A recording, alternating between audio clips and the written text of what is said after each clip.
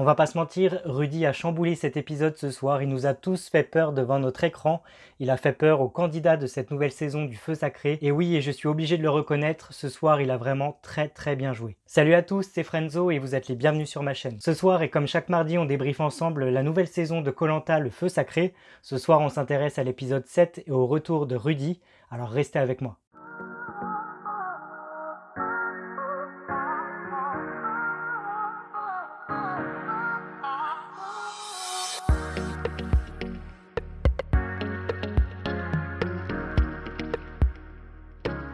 L'épisode s'ouvre sur le camp des jaunes, des Paniman, et on fait face un peu à une équipe qui tangue un petit peu suite au départ du coup de Christine. Christine qui est partie sur un conseil direct sur le bord de la plage, et les jaunes ils font un petit peu face à ça et suite au départ aussi de Martin suite à sa blessure. Le départ de Christine, le départ de Martin et l'arrivée de Rudy du coup qui va regagner cette équipe n'enchantent pas trop du coup l'équipe des jaunes qui commence un petit peu à avoir peur de l'arrivée de ce candidat. Et on les comprend puisqu'ils ont eu écho que Rudy était très stratège, donc ça commence à leur faire peur. Moi, à ce stade de l'épisode, je pensais qu'à une seule chose, c'était les jaunes, si vous avez la moindre occasion, éliminez-le. Quoi qu'il en soit, Rudy est donc de retour dans l'aventure, il s'intègre du coup dans l'équipe des Paniman, des jaunes, et il a un accueil plutôt froid, notamment de la part de Grace, qui le met en garde et qui lui conseille plus ou moins de faire attention, de prendre sur lui, de pas être trop beau parleur, trop joueur, etc. Il a intégré une équipe qui était très soudée, assez discrète, etc., qui n'aimait pas ce genre de choses.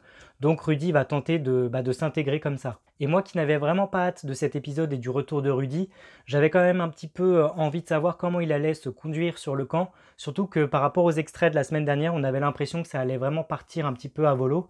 Et je redoutais un petit peu le retour du Rudy des précédents épisodes et j'avais vraiment pas envie de le revoir agir de la même façon qu'il avait déjà agi sur le camp des rouges. Quoi qu'il en soit, nous sommes au 19e jour de l'aventure et Rudy est au taquet pour trouver une arme secrète et un collier d'immunité, l'un ou l'autre. Et par rapport à ça, je vais pas du tout l'en blâmer ce soir puisqu'il se sent carrément en danger. C'est tout à fait légitime qu'il cherche à se défendre et à trouver une arme ou un collier pour pouvoir rester un peu plus dans l'aventure. Du côté des rouges, on essaie de se motiver pour tenter de remporter enfin une bonne fois pour toutes une épreuve de confort et tenter également de récupérer le talisman qui a été gagné par Gilles encore une fois. Je dois dire qu'à ce stade de la saison, il y a autant de candidats rouges que j'aime que du côté des jaunes. Et là ce soir, j'avais clairement envie que les rouges gagnent cette épreuve de confort parce que ça fait un petit moment qu'on se tape des conforts avec les jaunes qui mangent beaucoup, qui ont quand même pas mal de confort.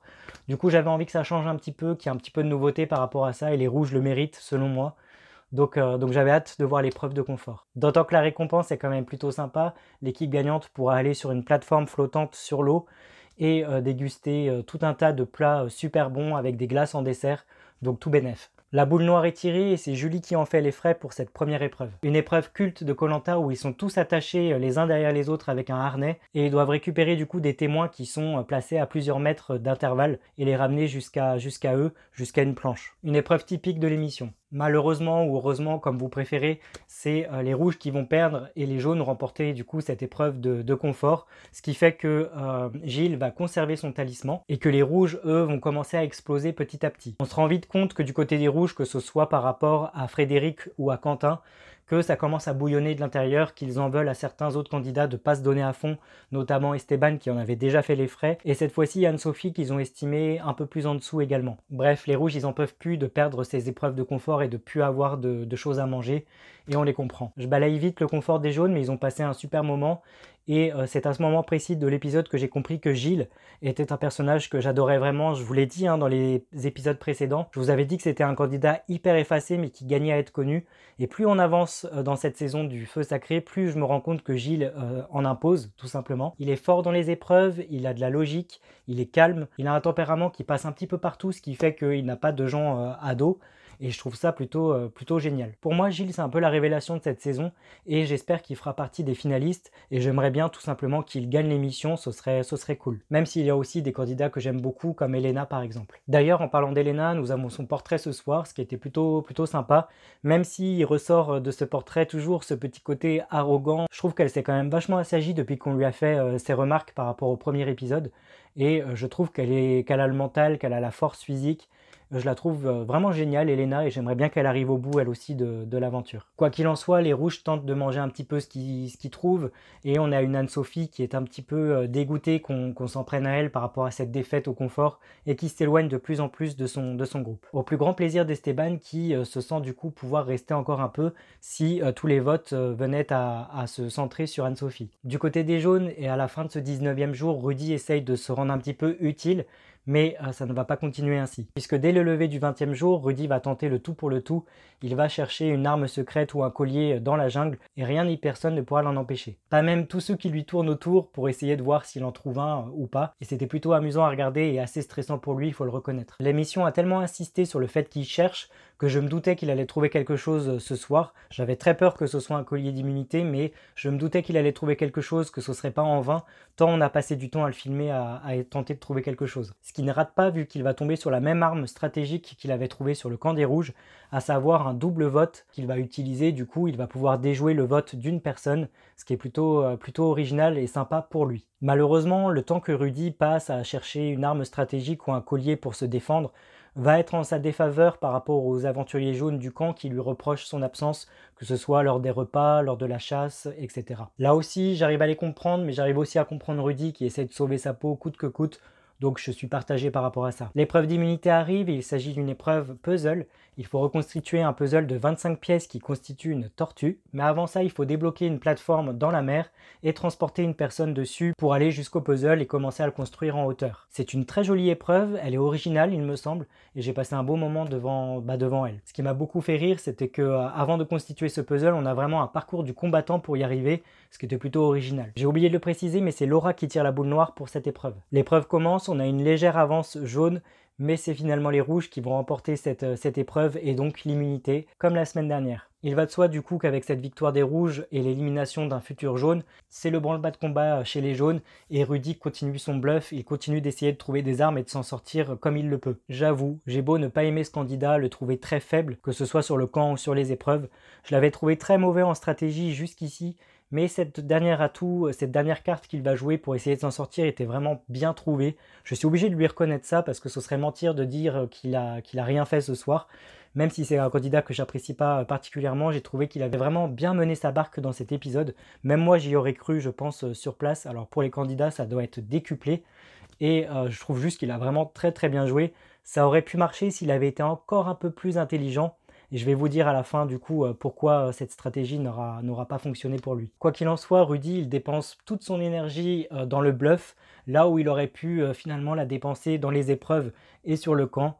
C'est un choix, en général ça paye pas dans koh, mais on va voir ça tout de suite. Parce qu'effectivement, Rudy va s'enliser du coup dans un mensonge, il va tenter le tout pour le tout et il va faire croire qu'il a trouvé un collier d'immunité. Il va révéler ses deux avantages stratégiques, puisqu'il a celui du camp des rouges, il a celui qu'il vient de trouver sur le camp des jaunes. Il va faire croire qu'il a un avantage stratégique et un collier d'immunité.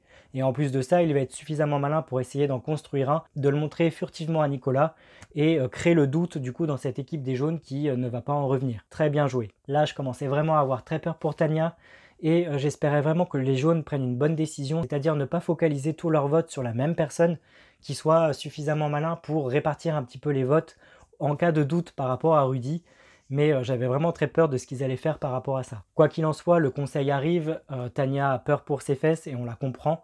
Et j'avais hâte de voir ce que Gilles allait faire de son talisman, lui qui a pris l'habitude de le garder depuis quelque temps. Et là, cet épisode ne fait que confirmer que Gilles est un candidat génial. Il va l'utiliser à bon escient et au parfait moment. Franchement, c'était trop bien joué. Le fait de passer ce talisman à Tania, c'est ce qui va permettre aux jaunes de continuer leur aventure sereinement et d'éliminer Rudy.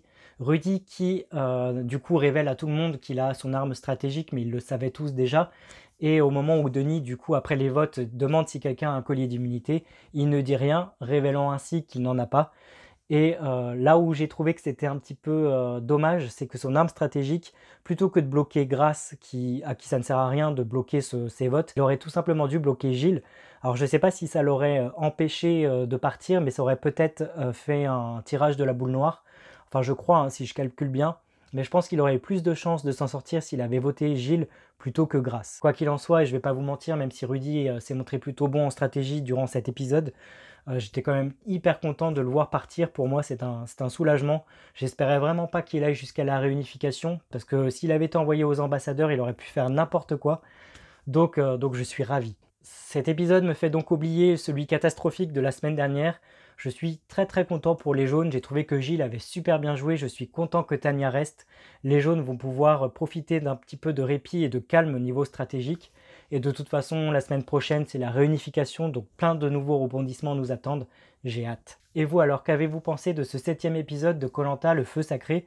N'hésitez pas à me le dire en commentaire sous cette vidéo, je me ferai une joie d'y répondre. N'hésitez pas également à la liker, à la partager si elle vous a plu, et à vous abonner à ma chaîne pour ne pas manquer mes autres critiques de koh à venir. Quant à moi, je vous donne rendez-vous mardi prochain pour l'épisode 8, l'épisode de la réunification. Alors d'ici là, prenez bien soin de vous, je vous souhaite une bonne fin de soirée. Ciao!